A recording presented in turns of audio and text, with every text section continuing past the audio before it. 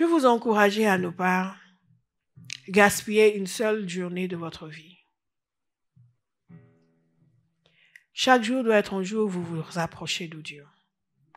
Chaque jour doit être un jour où vous grandissez dans la révélation de Dieu. Il nous a fait pour lui-même. Nous sommes destinés à le louer, à devenir intimes de lui. C'est la seule raison pour laquelle nous existons.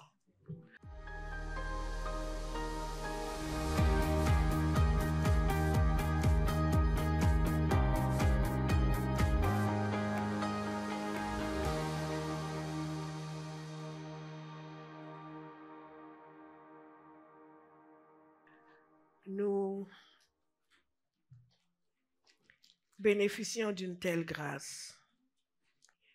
Nous avons tellement besoin de ce que l'apôtre Paul avait prié pour l'église d'Éphèse, que les yeux de leur cœur soient illuminés. Ne passez pas un jour sans demander la révélation, parce que ce que nous pensons, ce que nous croyons est tellement aux antipodes de ce que Dieu croit, de ce que Dieu voit et de ce que Dieu pense.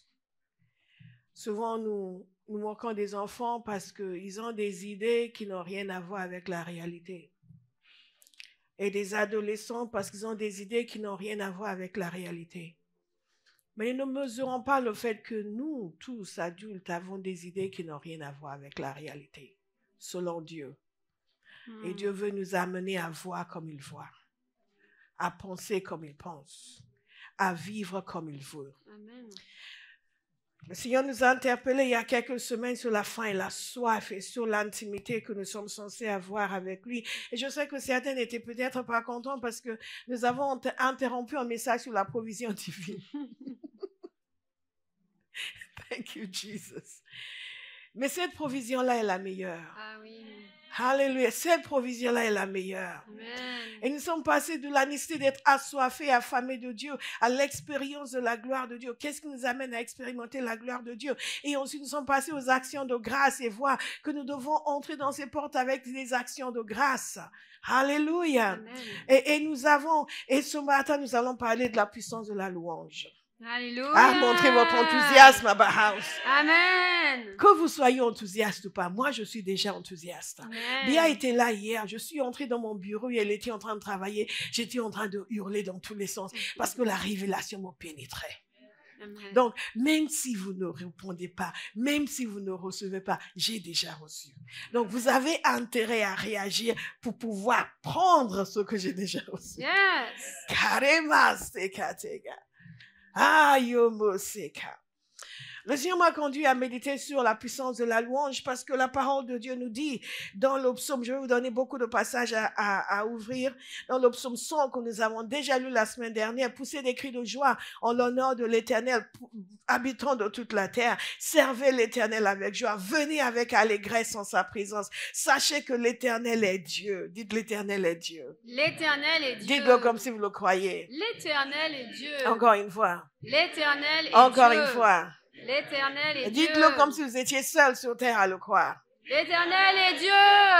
L'Éternel est Dieu. Sachez que l'Éternel est Dieu. C'est lui qui nous a fait et nous lui appartenons. Nous sommes son peuple, le troupeau dont il est le berger. Entrez dans ses portes avec reconnaissance. Et nous avons médité longuement sur cela la semaine dernière. Dans ses parvis avec des chants de louange. Dans ses parvis avec des chants de louange. Dans ses parvis avec des chants de louange. Avec des chants de louange.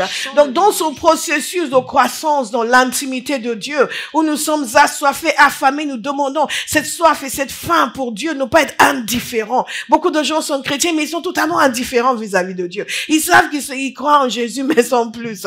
Et certains sont enthousiasmés par Dieu. Quelle est la différence? Certains le connaissent et certains ne le connaissent pas. Nous allons tous le connaître. Amen. Dites intime de Dieu. Intime de Dieu. Et ce processus de croissance dans l'intimité demande que nous venions avec reconnaissance, que nous venions aussi avec des chants de louange. Nous allons essayer de décortiquer ce que la parole de Dieu appelle la louange. Et si le Seigneur le veut bien, la semaine prochaine, vous allez avoir beaucoup de surprises parce que nous allons parler de ce que la parole de Dieu appelle l'adoration. Et nous allons nous rendre compte que ce n'est pas souvent ce que nous pensons. Mais nous allons progresser. Amen. Dans l'intimité de Dieu. Yes. Le peuple qui connaît son Dieu. Et ce peuple, c'est nous. Alléluia. Amen. Adam s'est parvi avec des chants de louange. Mais lorsque nous parlons de louange, et je reviendrai sur ces versets dans quelques instants, il y a plusieurs mots dans la parole de Dieu qui décrivent la louange et qui expriment la louange et qui ont des sens différents. Et les sens de ces mots nous permettent de comprendre ce que Dieu attend de nous quand il est question de louange. Et ces différents mots sont traduits parfois par bénir, louer, s'agenouiller. D'abord, il y a le mot yada, qui est un des plus courants, qui veut dire tendre les mains, étendre les mains, étendre les mains, étendre les mains. Donc, vous allez lire parfois, il faut yada l'Éternel. Et va traduire, il faut louer l'Éternel. Mais littéralement, ce que ça veut dire, c'est qu'il faut l'honorer en tendant les mains vers lui. Pour tous ceux qui ont les mains lourdes, qui ne voient pas pourquoi on lève les mains, c'est parce que Dieu nous demande de lever les mains. Alléluia. Et donc, dites à quelqu'un, ta main devient légère, tes mains deviennent légères. Donc, nous tendons les mains vers lui parce que c'est une expression d'honneur et de louange. Donc, nous tendons nos mains vers lui. Yada veut dire tendre les mains et tendre nos mains vers lui. Donc, quand c'est le moment de louer, ne faites pas juste lever les mains vers le Seigneur. Allez-y, levez vos mains. Abba House, levez vos mains. C'est bon, non, parce que non, ce n'est pas bon. C'est ce que Dieu nous demande, c'est de lever nos mains. Lever nos mains. De tendre les mains vers lui. Quelqu'un peut tendre les mains ce matin? Nous allons faire un message pratique. Quelqu'un est encore en train de faire ça. Tendez les mains. Vos mains ne vont pas être coupées. Je vous assure, je n'ai pas de couteau. Je ne vais pas vous les couper. Tendez les mains. Tendez-les comme ça. Outstretched en anglais. Tendre les mains vers l'Éternel. Mais prenez l'habitude de le faire. C'est ce que le Seigneur nous demande de faire. Amen. Vous n'êtes pas trop beau, vous n'êtes pas trop joli et surtout vous n'êtes pas trop stupide. Amen. Pour tendre les mains vers l'Éternel.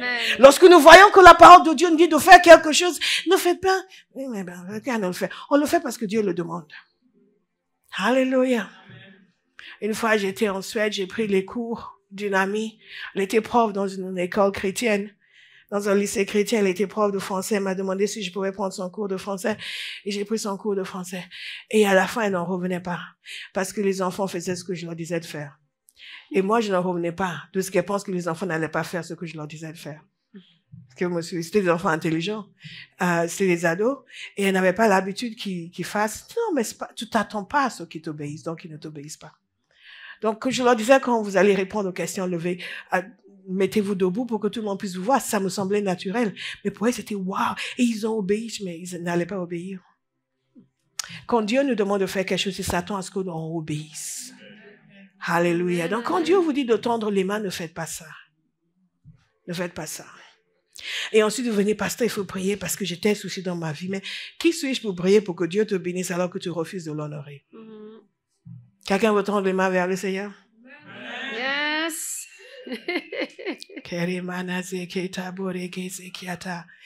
Vous savez, même si vous êtes timide, faites-le pour honorer le Seigneur. Pourquoi? Parce qu'il le demande. Et quand vous avez l'habitude de le faire, après vous vous oubliez. Alléluia. Vous vous oubliez, vous n'y pensez même plus. Et ça montre que vous êtes en voie de délivrance. Vous êtes délivré de vous-même. Quand les gens sont trop, oui, mais moi, je ne vais pas. C'est que vous avez besoin d'être délivré de vous-même. Tends les mains, ma fille. Tends les mains vers. Ah, voilà, comme ça. Nous tendons les yada. Yada l'Éternel.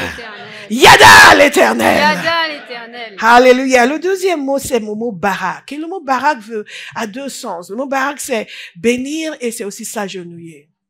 Et souvent, vous allez lire dans le psaume, il nous dit ceci, plier les genoux. Tout à l'heure, nous avons chanté en chant et nous avons lu le passage, il dit plier le genou. Ce mot veut dire littéralement barak, plier le genou. C'est quelque chose que l'on a perdu l'habitude de faire dans les églises charismatiques.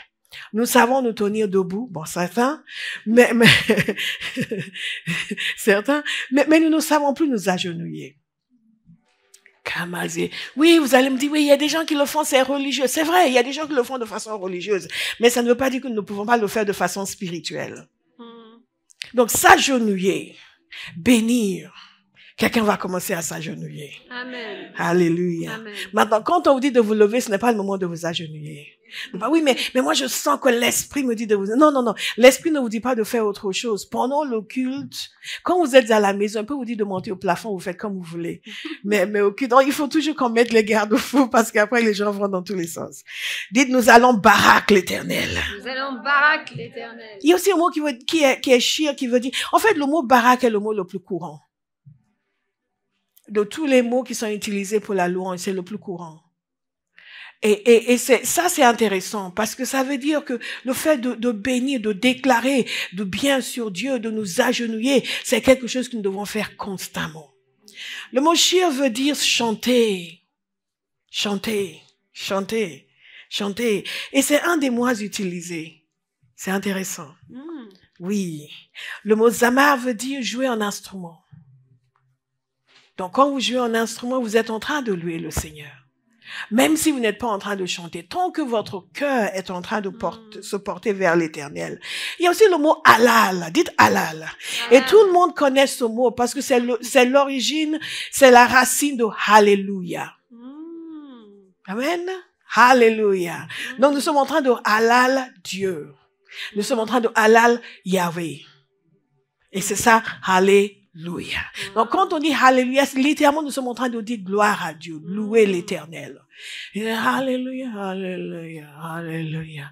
Imaginez que l'on vous dise, bénissez pasteur, que pasteur soit béni. Je vais être vexé. Ah non, il ne veut pas me bénir. Donc, quand on vous dit Alléluia, ne faites pas Alléluia. Faites Alléluia. Amen. Quelqu'un peut le faire? Alléluia. Alléluia. Alléluia. Alléluia. Et les anges sont là, wow, ils sont en train de louer l'Éternel. Parce que eux, ils aiment louer, ils ne font que ça. Ils sont face à la gloire de Dieu et on continue, ça est l'Éternel. Et donc, ils nous regardent, les humains qui sont faits à son image, et nous n'avons pas d'engouement pour le louer, et ils nous regardent comme des extraterrestres. Mais ce ne sera plus jamais votre cas. Hallelujah. Amen. I will praise the Lord. Le mot halal donc veut dire littéralement émettre un son clair et pur. C'est une acclamation. C'est louer de façon splendide. C'est se vanter. Se vanter de quelqu'un. Et je me souviens à l'époque, quand Integrity Music, c'est quand ils ont commencé, il y avait un des premiers CD, du moins que moi j'ai connu, il y a longtemps maintenant, certains n'étaient pas nés à l'époque. C'est le titre de ce CD, ça nous a beaucoup réjoui le cœur, c'est Hallelujah 15, je crois, Songs of Joyful Boasting. Des chants où l'on se vante avec allégresse de Dieu. Et j'ai beaucoup aimé ça, joyful boasting. C'est une autre façon de fonctionner. Souvent, vous voyez des chrétiens qui sont, oui, je suis chrétien. Non, je suis chrétien. We boast in the Lord. Nous nous vantons de l'Éternel. Nous le faisons avec aplomb, avec audace, avec assurance, avec foi. Nous nous vantons de lui. Et quand nous sommes devant lui, nous vantons ses mérites. Car tu es grand. Seigneur, tu fais des merveilles. Nul n'est comparable à toi. Nul n'est comparable à toi. C'est pas car tu es grand. Seigneur, tu fais des merveilles. Nul n'est comparable à toi. Nul n'est comparable à toi, car tu es grand. Seigneur, Non. Nous nous vantons de lui. Nous vantons ses mérites. Nous sommes devant lui, Seigneur, tu es grand. Incomparable dans ta majesté, dans ta grandeur, dans ta splendeur, dans ta beauté. Dis, louer de façon splendide. Vanter sa splendeur. Woo! Yes. Hey! C'est Kamare Bobo Shegede. Et l'on devient fou.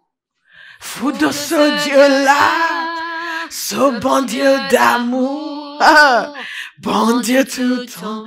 Il y a une dimension de contemplation qui vous amène à vous vanter inlassablement de Dieu. This kind God, I never see in type, oh my God. This kind God, hi, blessed be your holy name. Kamaseketebe, pour tous ceux qui connaissent pas le chinois, désolé. Il y a aussi le mot teila. Le mot teila, ça veut dire en chant. En chant. Nîmes. En chant. C'est ce qu'on appelle, je pense que le mot existe en français, une laudation. Laudation. C'est une louange, mais c'est comme une, vous êtes juste, je vais trouver le mot pour vous, j'aurais dû chercher le mot pour vous. Ode. Presque. Ce n'est pas le même mot, mais c'est presque. C'est karebo. Ensuite, il y a le mot toda, qui n'est pas utilisé souvent, mais ce mot veut dire aussi étendre les mains. C'est en forme d'action de grâce. Alléluia. Amen. C'est merveilleux. Yes. C'est merveilleux. Amen. C'est merveilleux. Amen. Et vous allez voir que dans tout cela, il y a une certaine extravagance. Il y a une certaine extravagance. Et c'est là où nous allons voir. Et ce n'est pas nécessairement que le chant soit lent ou rapide. C'est c'est une extravagance, une extérioration de tout le bien que nous pensons de Dieu. Et nous louons Dieu pourquoi? Nous louons à cause de sa grandeur. Nous le remercions pour ce qu'il a fait pour nous. Nous le louons pour sa grandeur.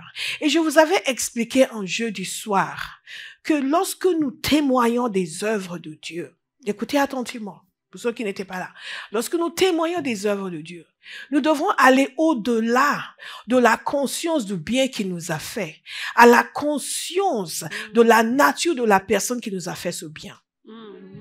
Parce que Dieu signe ses œuvres. Amen. Et tout ce qu'il fait pour nous est non seulement censé nous faire du bien, mais est censé nous conduire à le connaître. Vous suivez? Si tout ce que vous faites, c'est juste que vous êtes satisfait et content du bien que vous avez reçu, vous n'avez pas progressé dans la connaissance de Dieu. Vous êtes juste centré sur le bien que vous avez reçu. Un jour viendra, ça ne va pas, cette reconnaissance ne va pas vous amener dans l'intimité de Dieu. Parce que Dieu n'est pas en vue. C'est uniquement vous qui êtes en vue.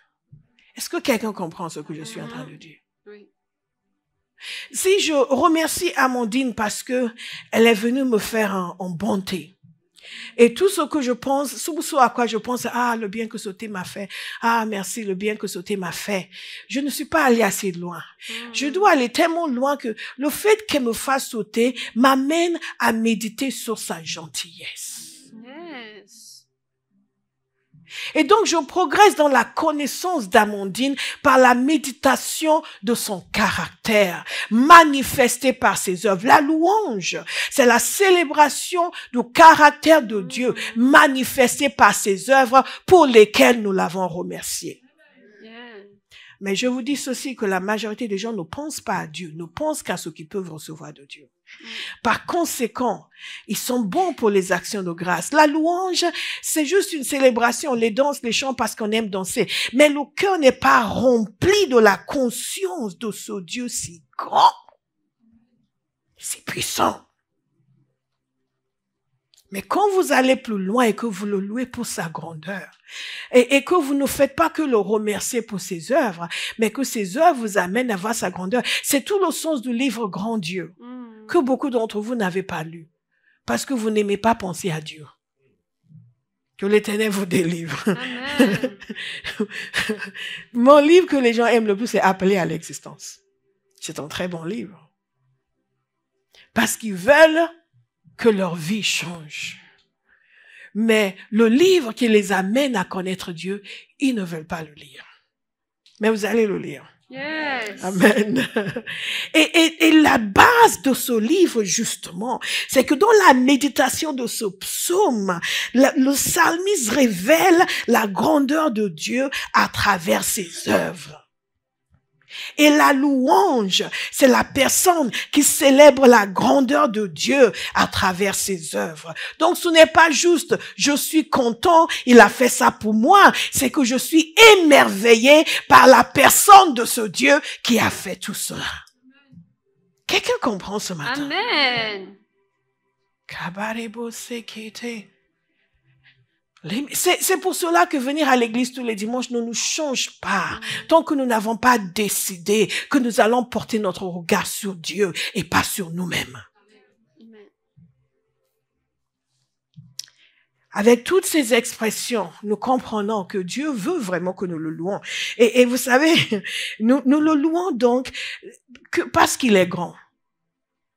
Le psaume 48 nous dit ceci, l'Éternel est grand. Dites l'Éternel est grand. L'Éternel est grand. Il est l'objet de toutes les louanges.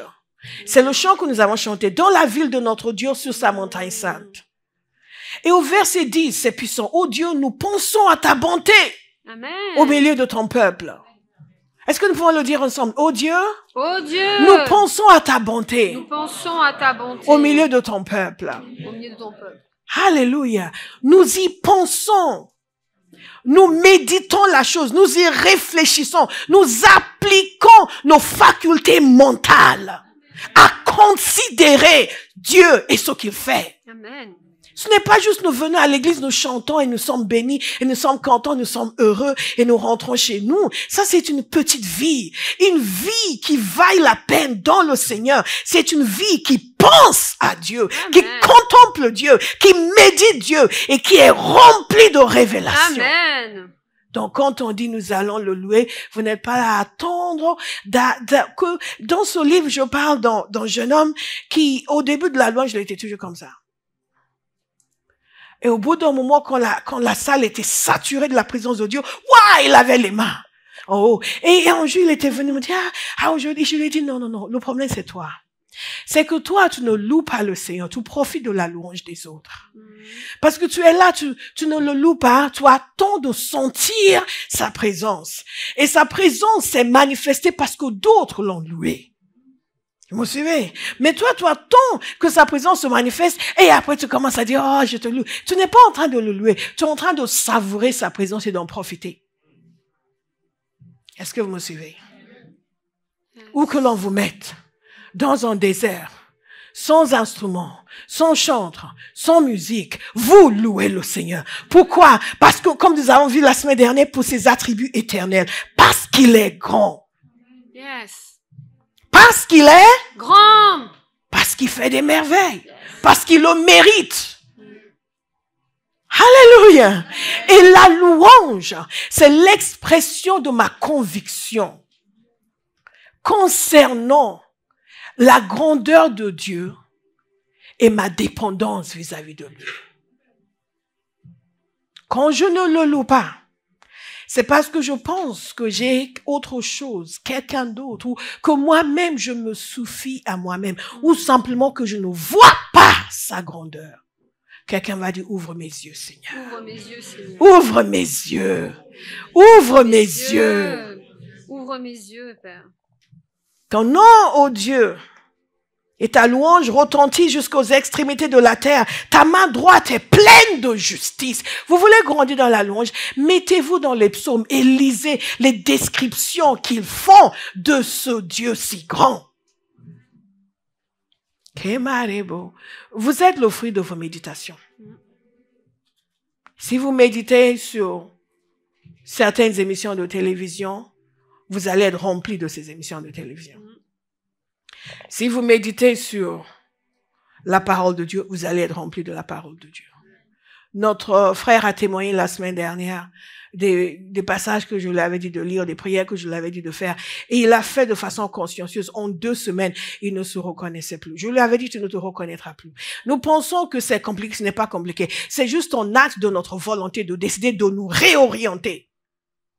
Et quand nous décidons de nous réorienter, nous ne nous reconnaissons plus. Mais beaucoup d'entre nous, nous attendons que Dieu nous zappe. Est-ce que vous savez que même quand Dieu vous zappe, ça ne va pas durer si vous ne vous zappez pas vous-même? Dès qu'il y a quelqu'un, zappe-toi, zappe-toi. Zappe-toi. Et commence à louer le Seigneur. Commence à louer le Seigneur. Parce qu'il est grand. Nous le louons pour ses attributs éternels, quelles que soient nos circonstances. Et j'aime beaucoup ce passage, dit ceci: voilà le Dieu qui est notre Dieu pour toujours. Amen. Et à perpétuité. Il sera notre guide jusqu'à la mort. Quelqu'un doit prendre cette décision. Yes. Voilà le Dieu qui est notre Dieu pour toujours et à perpétuité. Il sera notre guide jusqu'à la mort. Je vous dis souvent que je dis au Seigneur, Lord, you're stuck with me. You're stuck with me. Tout est coincé avec moi. Mais moi, tu vois, le matin, quand je me lève, je suis là, je suis devant ta face. Le soir, je suis là, dans la journée, je suis devant ta face. You're stuck with me. Je suis collé à toi pour l'éternité. Même quand je vais arriver au ciel, il faudra qu'on nous départage. You're stuck with me. Ce Dieu sera notre Dieu pour toujours et à perpétuité. Quelqu'un doit prendre cette décision. Quand les gens disent, je ne sais pas si je vais revenir à l'église, je dis, oh, I feel sorry for you. Tu n'as pas encore pris la décision. Qu'il pleuve, qu'il neige, quelles que soient les circonstances, il sera notre Dieu pour toujours et à perpétuité. Et quand vous prenez cette décision, la louange devient chose simple. Parce que vous avez, comme on dit en anglais, brûlé vos autres bateaux. Vous brûlez vos autres ponts. Il n'y a plus de pont en arrière. Vous ne risquez pas d'aller traverser. Non, c'est ce chemin que vous avez choisi. Et donc, votre vie est en Dieu et en Dieu seul. Donc, vous allez le louer. Amen. Alléluia. Alléluia. Amen. Si tu veux le louer, sache. Il faut que tu le fasses avec ton cœur. Si tu veux veux le le louer, louer, lâche les pensées qui t'attachent et te font peur. Si Si tu tu veux veux le le louer, aime ton âme et celle aussi de ton voisin. Ah. Si tu veux le louer, sème le vent que tu récolteras demain. Pas besoin de diplôme, Ah, pas besoin latin, juste aimer son nom et son Esprit et Saint. l'on devient fou. Et l'on devient fou. Aïe, fou de ce Dieu, Dieu-là, ce bon Dieu ce d'amour. bon Dieu d'amour, bon Dieu tout en moi. Nous le louons parce qu'il est grand. Amen. Et lorsque nous le louons, nous essayons de saisir, ne serait-ce qu'une petite mesure de cette grandeur indescriptible, de déclarer la valeur que nous lui accordons. Ce ne sont pas juste des chants. C'est le cœur humain qui déclare à Dieu la valeur qu'il lui accorde. C'est l'être humain qui a l'opportunité de dire au Dieu grand, créateur de toute la terre, qui lui a donné l'opportunité de s'approcher de lui et qui saisit cette occasion pour lui dire tout le bien qu'il pense de lui. Amen. Mais quoi mané zebati kishita. Mege mana boso kote dida dida.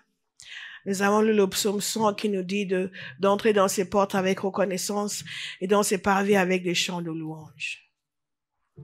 Et tous ces gens qui sont délicats pendant la louange, cette intimité de Dieu que nous voulons, nous n'y arrivons pas si nous n'apprenons pas à le louer. Non, parce que Dieu est un roi et il doit être célébré et honoré. Alléluia. Même si vous ne dites pas Amen. Vous voyez dans ce passage, lorsqu'il nous dit d'entrer dans ces... Vous êtes dans le psaume 100, n'est-ce pas? Ok. Lorsqu'il nous dit d'entrer dans ces portes avec reconnaissance, on s'est parlé avec des chants de louange. C'est le mot teila, le mot pour chanter, le chant que nous avons évoqué tout à l'heure. Et là, il nous dit célébrez-le. Vous ne voyez pas ce que ça veut dire. En réalité, c'est célébrer-le, bien entendu, c'est ce que ça veut dire. Mais nous avons parlé du mot yada, n'est-ce pas? Qui est de tendre les mains vers lui. C'est ce qui est traduit par célébrer-le. Donc, quand nous vous disons célébrer le Seigneur, ne faites pas alléluia. Célébrez-le. Ok, pasteur, on le célèbre. Ah, tout le monde n'est pas extraverti quand même. Célébrez-le. Yes, Lord. Célébrez-le. Célébrez. Alléluia! Célébrez-le. Yes! Célébrez-le. Yes! Célébrez-le. Yes! Célébrez-le. Alléluia! Célébrez-le. Alléluia! Célébrez-le. Alléluia! Célébrez-le. Dieu mérite la louange. Il mérite d'être célébré. Et dans ce passage, il dit ceci, bénissez son nom. Et c'est le mot barak. Bénissez son nom. Et à chaque fois, nous voyons, il nous a dit, oh, est-ce que nous n'avons pas chanté ce chant?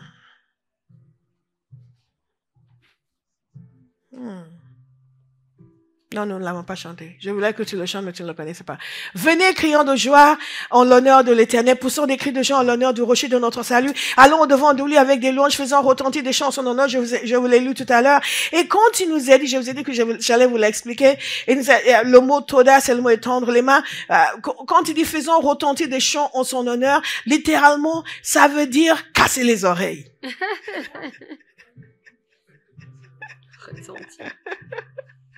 Casser les oreilles. Ce qui veut dire quoi? Non, non, non. Casser les oreilles, ça veut dire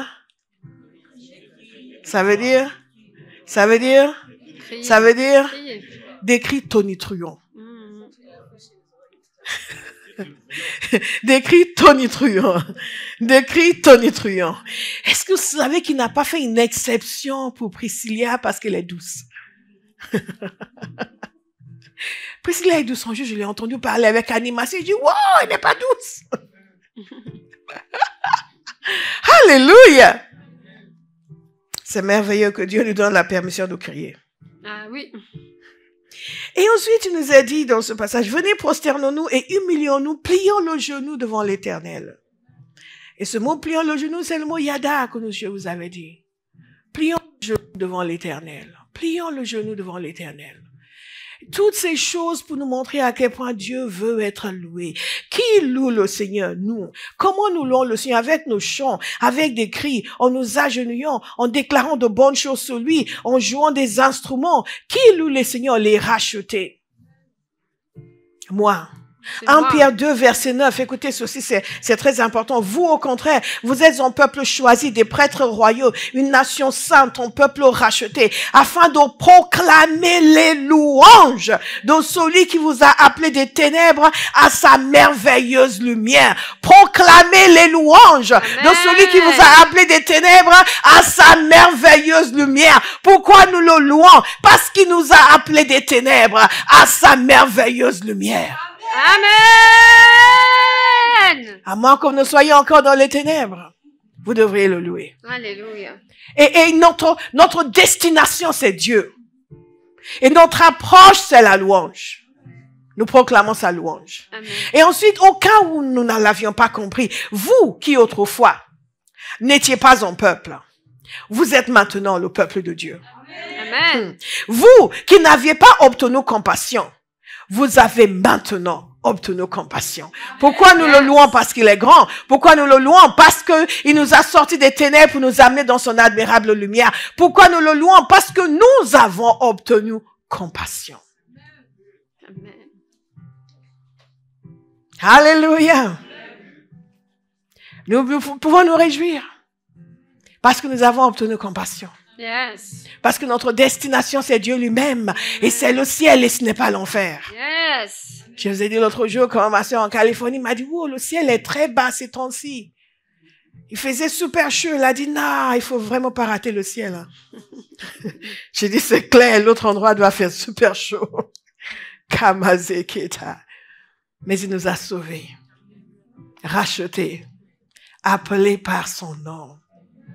My God. J'ai fait un message au tout début de Abba House.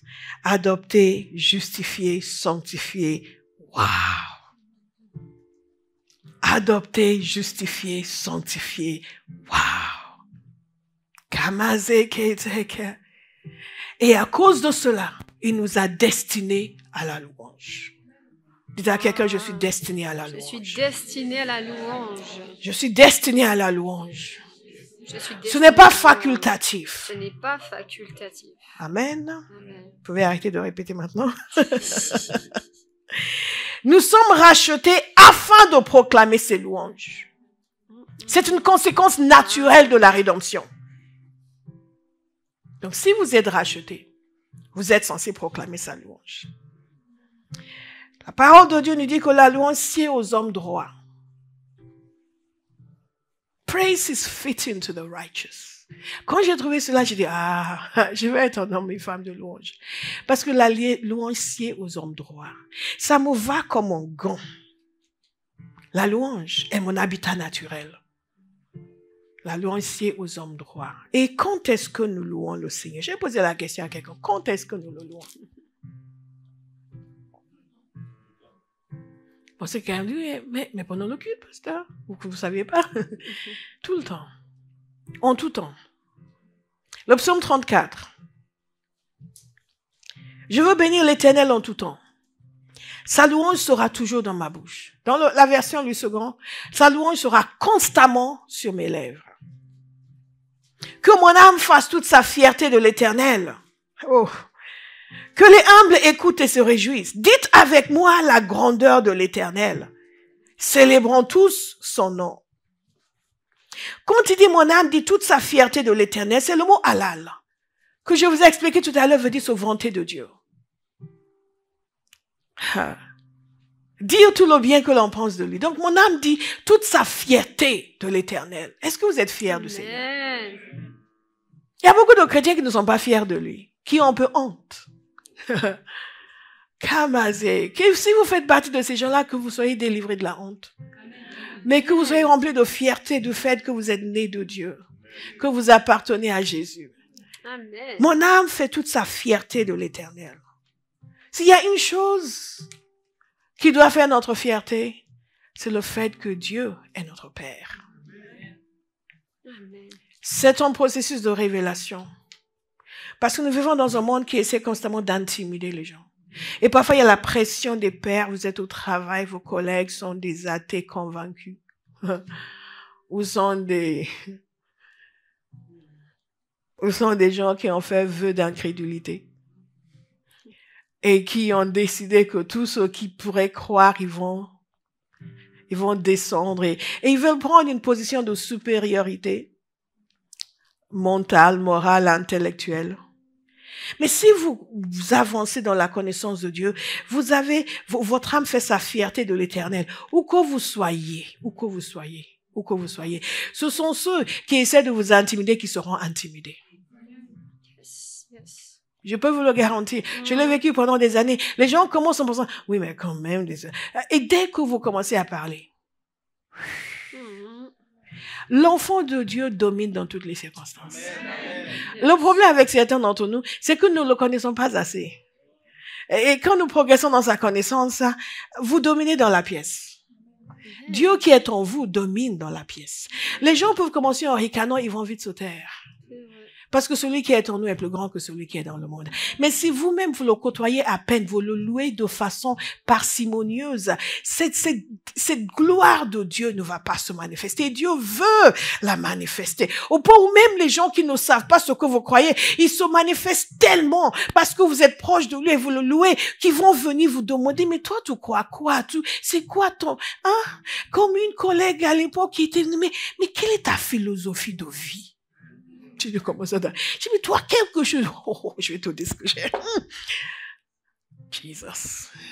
Je me suis dit qu'il doit y avoir quelque chose. Parce que la manière dont je te vois, je ne connais pas, mais je vois. C'est Jésus. J'ai l'occasion d'annoncer l'évangile. Celui qui est en nous est plus grand que celui qui est dans le monde. Et notre génération attend de voir des enfants qui connaissent leur Dieu, des jeunes qui connaissent leur Dieu, des ados qui connaissent leur Dieu, des adultes qui connaissent leur Dieu, des personnes âgées qui connaissent leur Dieu. Et où que vous soyez, votre voix sera celle qui sera entendue. Et écoutez, parce que Dieu veut se révéler et il veut se manifester. Mais cela passe par une vie qui loue l'Éternel. Alléluia. Alléluia. Isn't God good? Amen. Nous faisons toute notre fierté de l'Éternel. Toute notre fierté. Quelqu'un peut dire, oui, mais moi, j'aimerais bien, mais je ne sens pas cette fierté. Tu peux l'avoir. Il faut juste décider qu'à partir d'aujourd'hui, tu vas entrer dans ces portes avec reconnaissance, dans ces parvis avec des actions de grâce. Tu vas progresser dans la connaissance. Père, je veux te connaître. Je veux te connaître. Et Pasteur Bola a dit qu'on peut te connaître au point où nous serons vraiment remplis de fierté à ton égard. I'm so proud of Jesus. Ah, my God. So kamashekata. Et il répond, Il répond. Encouragez votre voisin, dites-lui, il répond. Il répond. Il répond. Il répond. C'est ça qui est merveilleux. Nous avons cette assurance. Notre bien-aimé l'autre jour est témoignait de ce qui s'est passé dans sa vie et comment son cœur est dans la joie maintenant. Et je disais aux autres, elle n'a pas répondu à la question que j'ai posée, mais je remercie le Seigneur pour ce qu'elle a dit. Parce que ça correspondait à ce que je priais pour elle. Et j'avais essayé de la raisonner, mais elle ne comprenait pas ce que je disais. Elle était à fond dans sa logique. Et j'ai commencé à prier, Father, touch her. Et Dieu a répondu. Amen. Dieu a changement total de perspective, changement total de pensée, changement total de sentiment, changement radical. Parce que Dieu répond. Dieu répond. Et la vision de Dieu devient plus nette, plus claire pour elle. Alors qu'avant, elle a la vision des circonstances de la vie. Ah, c'est la vision de Dieu qui devient plus nette. Dieu répond. Dieu vous répond.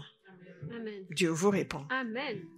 Nous le bénissons, nous sommes fiers de ce qu'il est, ce qu'il fait. Et qu'est-ce qui se passe lorsque nous louons le Seigneur en tout temps? Le matin comme l'après-midi, dans la journée, I praise you, Lord. I praise you, Lord. I praise you, Lord. I praise you, Lord. You are the great and mighty King. You are my deliverer. Father, your hand is mighty in my life. I praise you, Lord. Merciful God, I praise you. I sokoba esia. Tende mozekai. Kekwa yedede sheka. Nous sommes transformés. Nous sommes transformés. À son image transfigurée, oh, de gloire en gloire, par le Seigneur l'Esprit.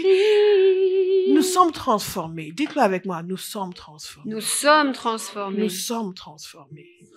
Quand vous louez Dieu, vous êtes transformés. Qu'est-ce qui se passe lorsque vous reconnaissez sa grandeur? Il vous montre encore plus.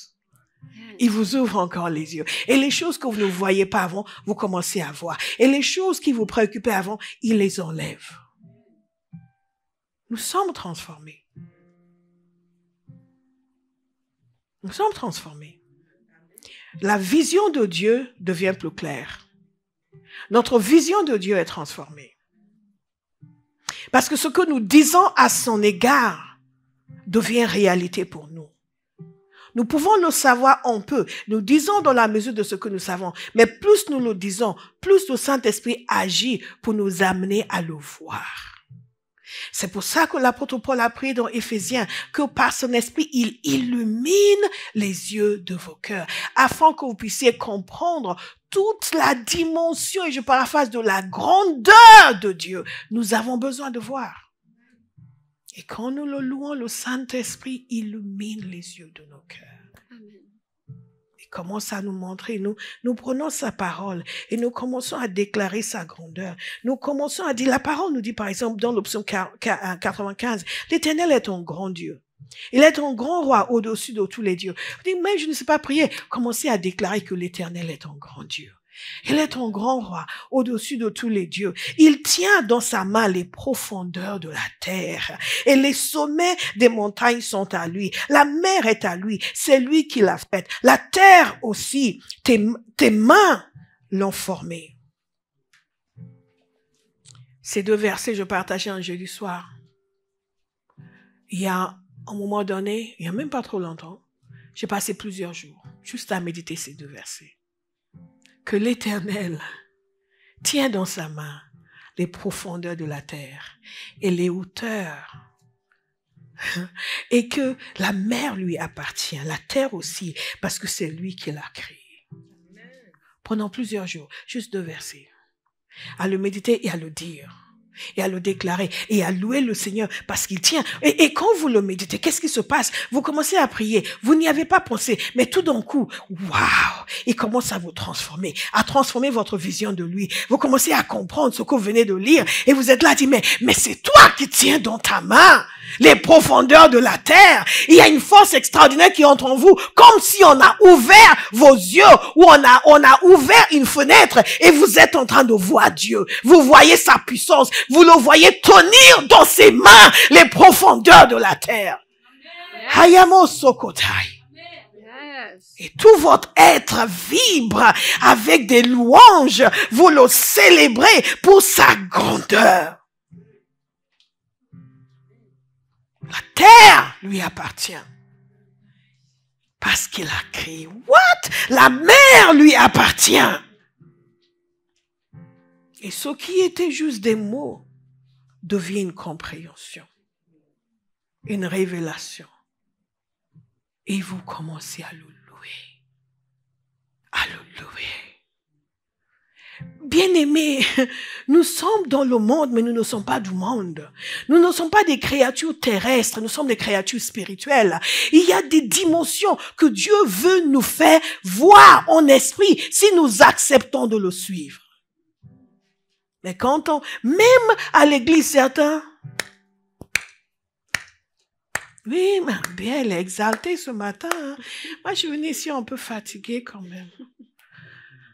Quand est-ce qu'on va être un peu calme dans cette église?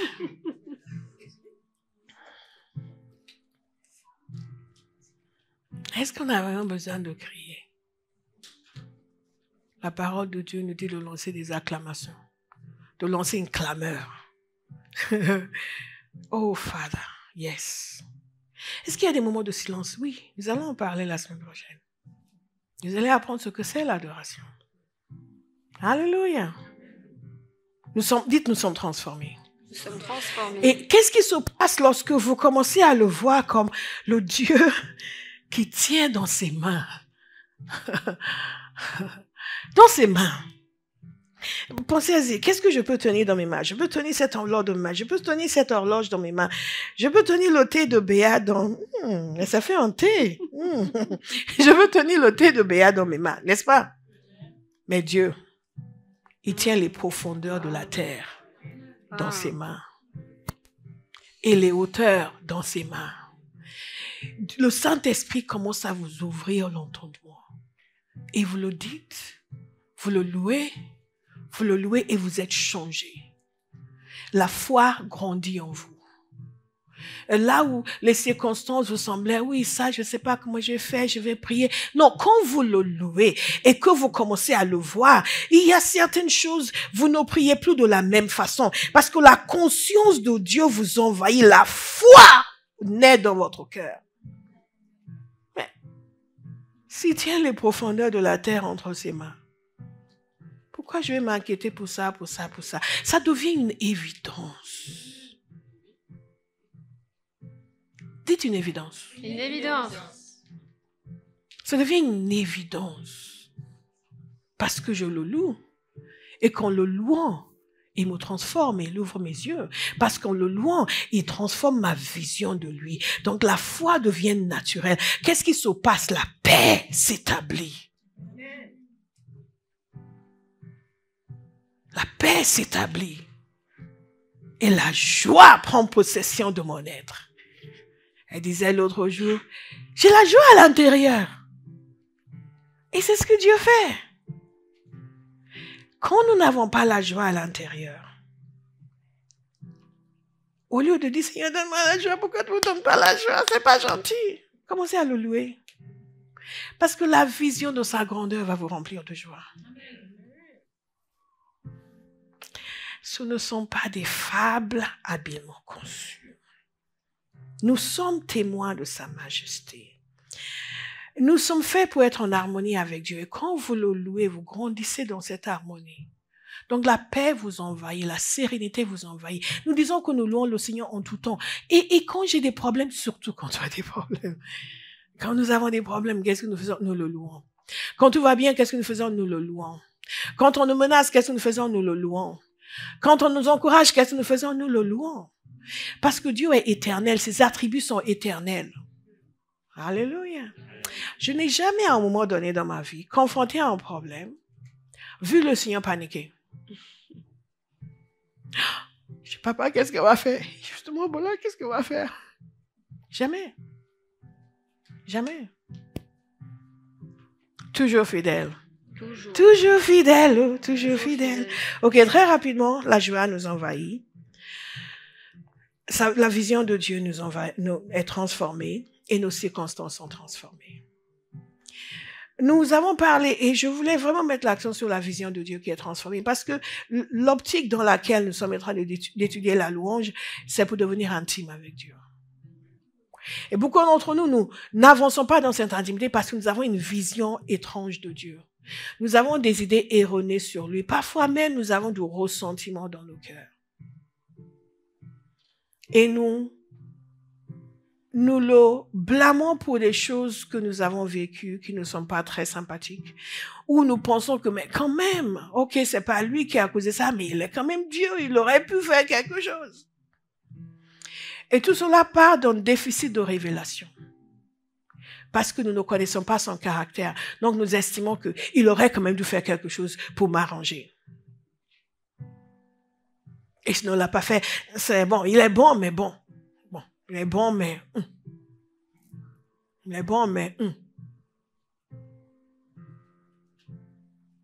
Je vais vous encourager à ne pas gaspiller une seule journée de votre vie. Chaque jour doit être un jour où vous vous approchez de Dieu. Chaque jour doit être un jour où vous grandissez dans la révélation de Dieu. Il nous a fait pour lui-même. Nous sommes destinés à le louer, à devenir intimes de lui. C'est la seule raison pour laquelle nous existons. Je passe beaucoup de temps dans cette église à enseigner sur notre raison d'être. Pourquoi l'être humain existe. Nous pouvons enseigner sur beaucoup de choses qui vous font plaisir. Mais si vous ne savez pas pourquoi vous existez, vous allez toujours faire les mauvais choix quant à l'utilisation de votre temps. Mais quand vous savez que Dieu nous a fait pour lui, nous lui appartenons. Et ne nous a pas fait pour être secondaires dans nos vies, pour être un outil dans nos vies pour accomplir nos objectifs. Il nous a fait pour lui-même. Il est notre objectif. Quand vous comprenez cela, vous comprenez que chaque jour vous passez à vous rapprocher de lui, à devenir plus proche de lui, à devenir plus intime de lui. Et qu'une journée qui n'est pas passée à mieux connaître le Seigneur, c'est une journée qui est gaspillée. Quel que soit ce que vous accomplissez par ailleurs. Parce que nous sommes des créatures de l'éternité. Et les accomplissements terrestres ne vont jamais compter dans l'éternité. La seule chose qui va compter dans l'éternité, c'est les accomplissements éternels. Est-ce que quelqu'un comprend ce que je suis en train de dire? Donc, chaque jour que vous passez à vous rapprocher de Dieu, à grandir dans la connaissance de Dieu, chaque jour, vous gagnez en révélation et vous arrivez à un point où votre vision de lui est complètement transformée et vous pouvez plonger dans son intimité. Et quand des situations se passent dans votre vie que vous ne comprenez pas, vous n'êtes jamais à vous penser, même au plus profond de votre tête, pourquoi Dieu n'a pas et le Seigneur aurait pu. Jamais. Parce que vous le connaissez tellement que vous savez que quel que soit ce que vous vivez, il n'est jamais fautif. Jamais. Et vous pouvez grandir encore et encore dans la connaissance de Dieu. Beaucoup de gens ne grandissent pas dans la connaissance de Dieu, ne sont pas intimes avec le Seigneur parce qu'ils lui en veulent. Ils ne comprennent pas pourquoi ceci dans ma vie, pourquoi cela. Donc, quelque part, ils ont un ressentiment. C'est vraiment important que vous écoutiez ce que je suis en train de vous dire. C'est important que vous écoutez ce que je suis en train de vous dire. Parce que ces ressentiments-là se cachent en nous et influencent toutes nos actions. Et nous sommes là, je t'aime Seigneur, mais quelque part en nous, il y a un ressentiment. Et tout cela parce que nous le connaissons si peu que nous sommes capables de lui octroyer une faute. Mais un homme et une femme qui se rapproche de Dieu en continu, est transformé, voit en esprit, voit l'invisible, vit dans une dimension autre et dans cette dimension comprend les choses différemment. Et il y a même des fois où Dieu, dans sa miséricorde, va vous faire entrer en esprit pour voir certaines choses. Et là, vous comprenez pourquoi les choses se sont produites. Et ça nous amène nous aussi à vouloir à tout prix coopérer avec Dieu. Pour que la réponse de Dieu aux prières des gens puisse se faire à travers nous. Pourquoi nous faisons ces sessions de guérison? Parce que nous avons besoin de guérison? Non, parce que Dieu veut guérir. Et il y a des gens qui meurent parce qu'il n'y a personne qui accepte de prier pour eux. Dieu passe sur la terre à travers des humains. J'ai lu un témoignage une fois qui m'a vraiment touchée. Un homme dont le fils était à l'hôpital et il avait un problème. J'oublie le problème que le fils avait. Et les médecins pensaient que non, ses nerfs, c'était sa jambe, ses nerfs étaient complètement écrasés et qu'il n'allait plus pouvoir marcher normalement. Et lui, il était là. Ils ont prié. Il a cru que le Seigneur avait touché son fils. Il y avait une manifestation de la présence de Dieu. Il sortait de là et Dieu lui a dit, va prier pour un tel. C'était un homme qu'il avait vu avant. Il n'y avait plus d'espoir pour lui. Plus d'espoir. Plus d'espoir pour lui. Tout était fini. Il était dans le coma. Et lui, il se disait, allez prier pour un homme qui est dans le coma. Mais il l'a fait. Vous savez, quand on grandit, quand on loue le Seigneur et qu'on se rapproche de lui, on devient intime avec lui. Non seulement on ne lui en veut pas pour quoi que ce soit.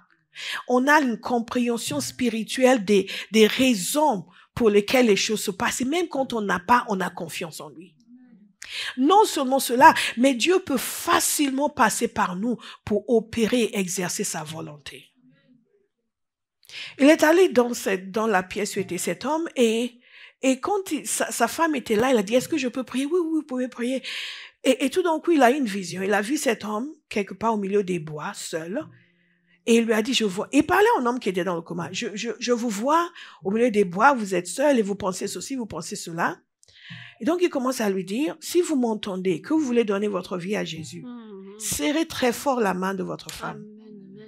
Et tout d'un coup, sa femme dit, il n'arrête pas de serrer maman. Il n'arrête pas de serrer maman. Un homme qui est dans le coma.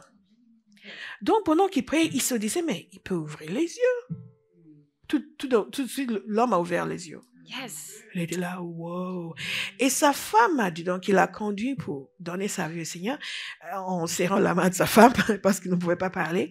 Et sa femme a dit qu'elle ne priait que ça, Seigneur, qu'il revienne au moins pour te donner sa vie, pour qu'il n'aille pas en enfer. Elle n'attendait même pas la guérison. Tout ce qu'elle voulait, c'était qu'il sorte de coma, qu'il donne sa vie à Jésus. Vous me suivez? Et Dieu a trouvé un homme qui était à l'hôpital pour son fils, qui a accepté d'y aller. Vous allez dire, pourquoi la prière de la femme n'a pas fait sortir? Nous ne savons pas. Ce sont des mystères. Et cet homme a prié. Donc, il voulait, et commençait à se débattre, il voulait se lever. Donc, l'infirmière est venue et a chassé celui qui avait prié de la salle. Il dit, qu'est-ce que vous faites? Sa tension est montée, etc. Ils l'ont chassé. Et le lendemain, il est revenu.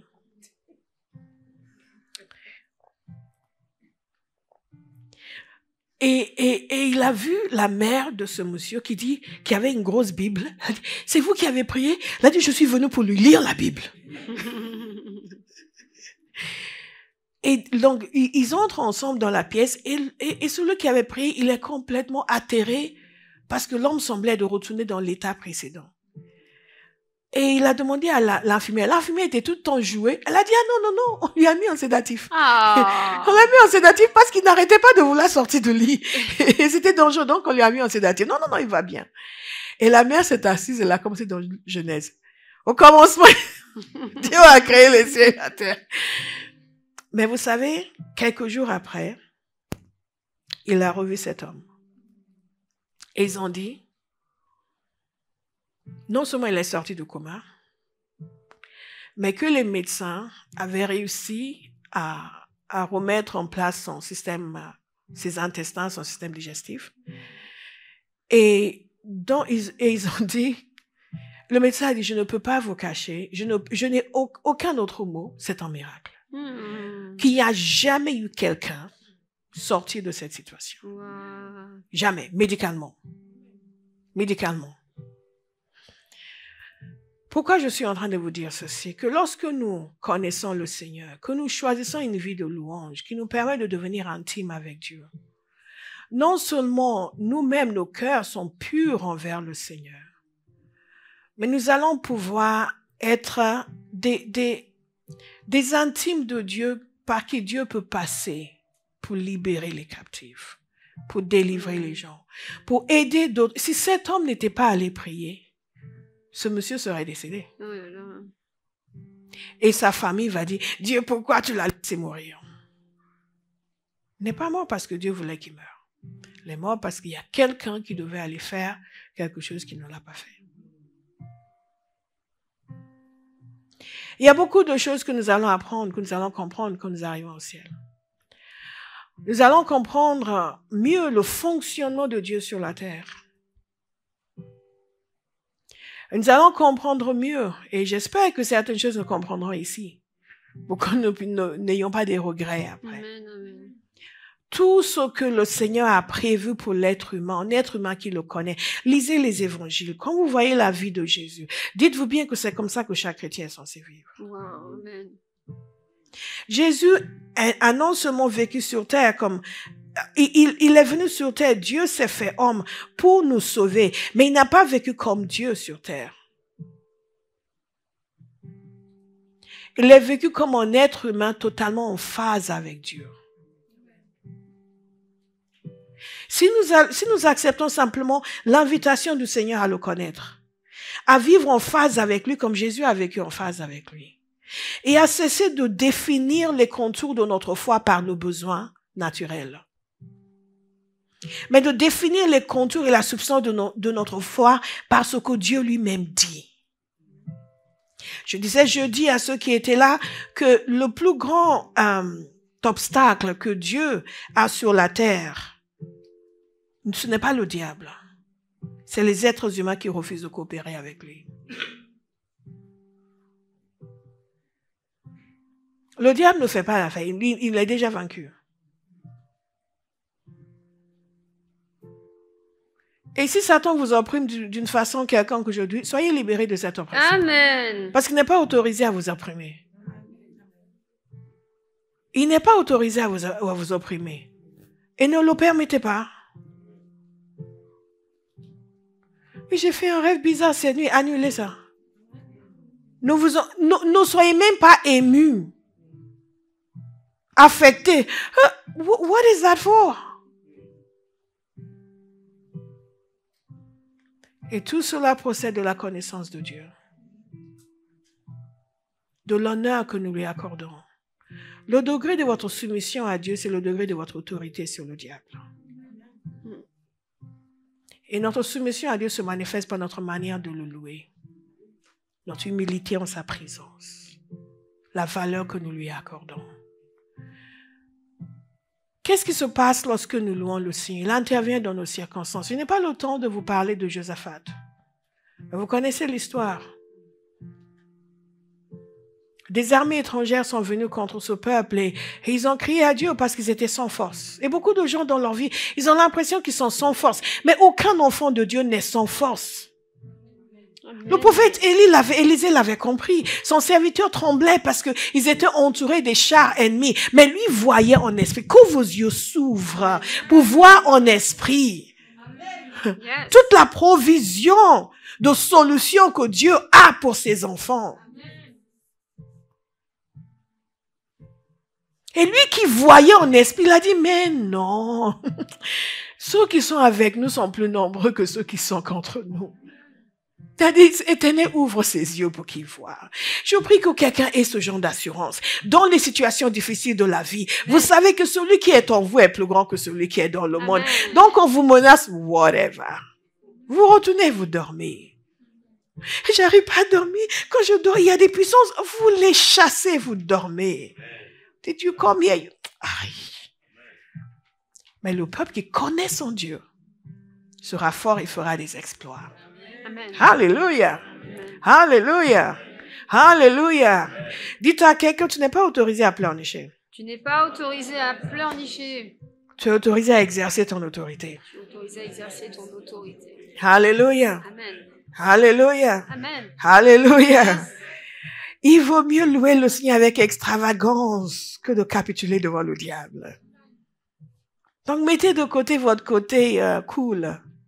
Découlez-vous. Louez-le avec extravagance. Quand David louait le Seigneur avec extravagance, sa femme l'a méprisé. Et elle a été punie. Elle a dit, ouais, toi, le roi d'Israël, regarde comment tu t'es... Elle a dit, je serai encore plus vil. C'était devant l'Éternel. Que cette mentalité entre en nous. C'était devant l'Éternel. Moi, j'ai eu des gens me regarder de travers parce que je louais le Seigneur. Ça ne m'a pas dérangé. Whatever. Je me suis dit, s'ils le connaissaient comme je le connais, ils danseraient aussi. Ils sont affligés par l'ignorance. Et vous n'êtes pas, oh pardon, non. David a dit, je vais me rendre encore plus vil. C'était devant l'Éternel. Devant l'Éternel. Devant l'Éternel. Nos circonstances sont transformées. Paul et Silas étaient dans la prison. Ils avaient été battus. Ils étaient enchaînés. Il n'y avait pas de sortie possible. Et ils ont commencé à louer le Seigneur. Actes chapitre 16, si je me souviens bien. Et ils ont commencé à louer le Seigneur. Et pendant qu'ils louaient le Seigneur, le Saint-Esprit a agi avec puissance. Tremblement de terre, toutes nos chaînes ont été brisées, les portes se sont ouvertes. Et le geôlier voulait se tuer, il pensait que les prisonniers s'étaient échappés. Ils ont dit non, on est encore là. On est encore là. On ne panique pas, on est encore là. Mais cette intervention est venue parce qu'ils ont loué le Seigneur. Au lieu de pleurnicher dans des afflictions, nous louons le Seigneur. Pourquoi? Nous déclarons notre foi en sa puissance. Nous déclarons notre foi en sa bonté. Alléluia. Amen. Alléluia. Prochaine fois qu'une situation vient pour vous affliger, commencez à danser. Commencez à célébrer le Seigneur. Pas couper décalé. Hein. Mais commencez à le célébrer. Célébrez-le, célébrez-le. Tu es plus grand que ce que l'on dit. Ah! Tu es plus grand que ce que l'on dit. Hey. Tu es plus grand que ce que l'on dit. Tu es plus grand que ce que l'on dit. Tu es excellent. Merveilleux. Merveilleux. Tu es plus grand que ce que l'on dit. Tu es excellent. Merveilleux. Merveilleux. Tu es plus grand que ce que l'on dit. David disait ceci, quand on tourne les regards vers lui, on est rayonnant de joie et le visage ne rougit pas de honte. Vous n'allez pas rougir de honte. Amen. Quand vous louez l'Éternel et vous tournez les yeux sur lui. Il nous donne la victoire dans le combat. Josaphat, comme je vous disais, notez la référence de Chroniques chapitre 20. Le prophète s'est levé et quand ils se sont rassemblés, ils ont crié à l'Éternel. Et le prophète s'est levé pour leur dire que Dieu allait les délivrer, qu'il devait lui faire confiance et qu'il n'aurait pas à combattre. N'ayez pas peur et ne vous laissez pas effrayer dans cette foule nombreuse, car ce ne sera pas vous qui combattrez, ce sera Dieu. Je déclare sur votre vie aujourd'hui qu'à partir de maintenant, vous n'allez plus vous affoler. Amen. Dans des circonstances difficiles de la vie. Non. Amen. Parce que c'est Dieu qui combattra pour vous. Yes. Alléluia. Amen. Amen. Il y a le chant que Béa aime beaucoup. Il combattra pour toi. Amen. Thank you, Lord. Très rapidement. Qu'est-ce qu'ils ont fait? Je vais vous lire ce qu'ils ont fait.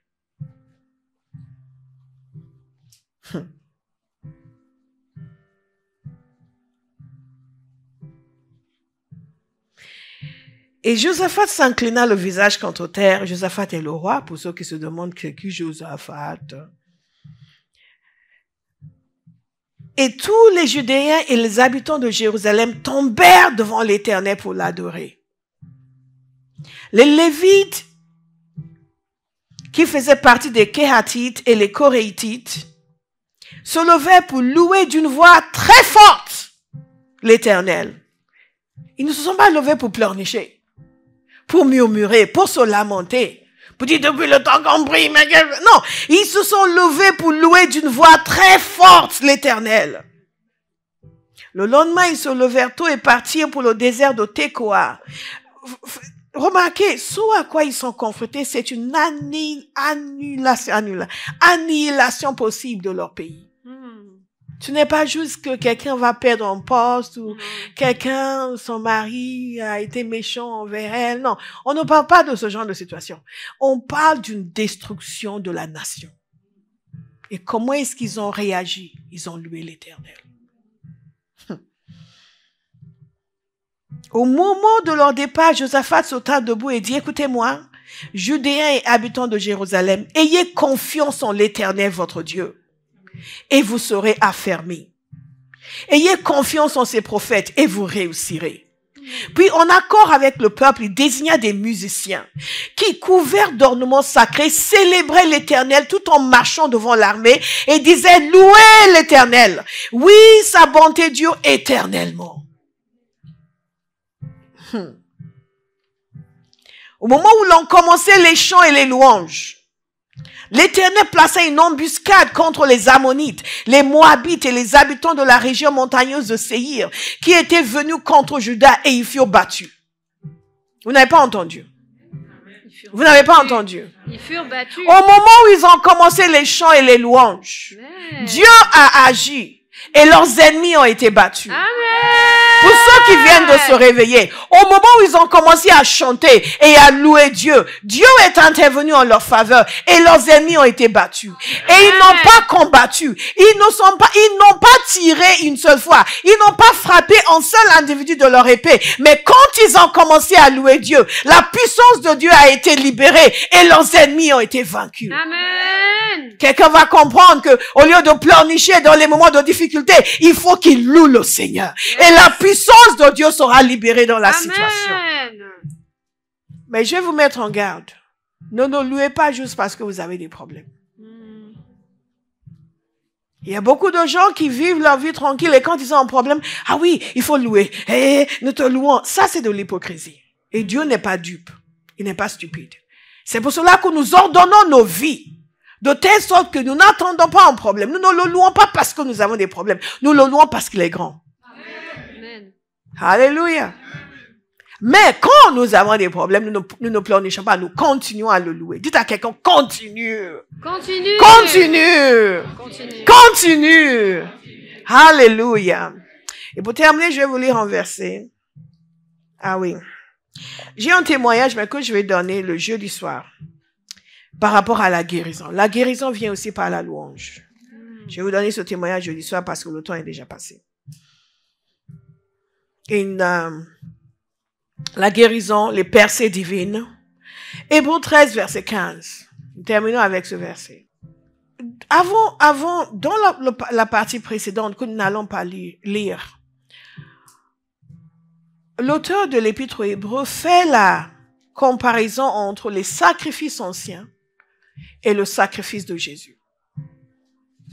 Nous avons vu que nous sommes rachetés pour proclamer sa louange. Et donc, cette nouvelle alliance dans laquelle nous sommes entrés est quelque chose d'extraordinaire. Et il nous donne un certain nombre de choses qui doivent constituer notre vie dans cette nouvelle alliance. Et une de ces choses, c'est ceci. Par Christ, offrons sans cesse à Dieu un sacrifice de louange. Nous avons vu dans le psaume qui nous est dit que sa louange sera constamment sur nos lèvres. Ici, il y a une invitation à tous les enfants de Dieu nés de nouveau d'offrir sans cesse à Dieu un sacrifice de louange. C'est-à-dire le fruit des lèvres qui reconnaissent publiquement lui appartenir. Ce passage vient du psaume 50, verset 23, que vous allez contempler après, mais je vous donne d'autres traductions. La version du Sommeur. Par Jésus, offrons donc en tout temps à Dieu un sacrifice de louange qui consiste à célébrer son nom. Notre traduction dit ceci, qui consiste à proclamer notre allégeance à son nom, à professer ouvertement son nom, à reconnaître son nom. Donc, ce que nous voyons ici, c'est qu'en tant que chrétiens nés de nouveau, nous sommes appelés à avoir un style de vie de louange. Nous offrons sans cesse un sacrifice de louange, une offrande de louange.